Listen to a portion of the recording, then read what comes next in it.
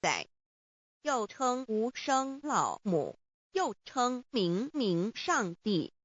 上帝当知道，我们所敬奉的真神，就是四书五经所说的上帝。这真神2个字和上帝2个字，音虽不同，意思却是一样。就如大雅所说的音之谓丧失，克配上帝。朱子说上帝就是天的主宰。小雅上说按形体而论，就叫做是天；按主宰而论，就叫做是地。既是朱子和程子2个讲解，和真神2个字的意思是一样，就可以明白，我们所敬奉的真神，就是古年间的圣人所敬奉的上帝。基督教辟邪归正论第56页，老母娘清净经云：大道无形，生育天地。可知天地之源出自于道，未有天地，先有此道。道德经首母章第52，天下有始，以为天下母。既得其母，以知其子，父守其母，莫身不殆。皇母训子10戒，3戒为道如尊我如尊，生克制化老身份。3戒10方母为主，养育圣凡一灵根。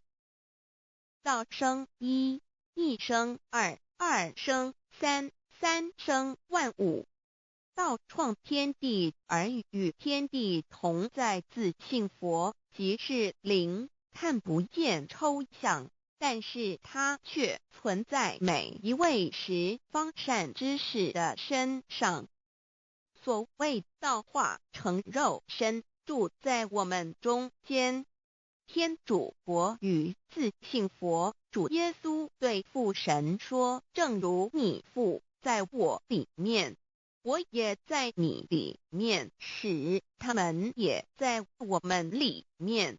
约翰17:21，道德经混成章第25，有物混成，先天地生，即七辽息，独立而不改，周行而不殆，可以为天地母。吾不知其名，自之曰道，强为之名曰大。大曰始，始曰远，远曰反。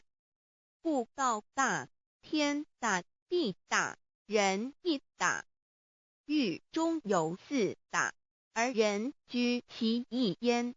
人法地，地法天，天法道，道法自然。大万军之耶和华说：从日出之地到日落之处，我的名在外邦中必尊为大。在各处人必奉我的名烧香马拉基书1:1，老子曰：道大，天大，地大，人亦大。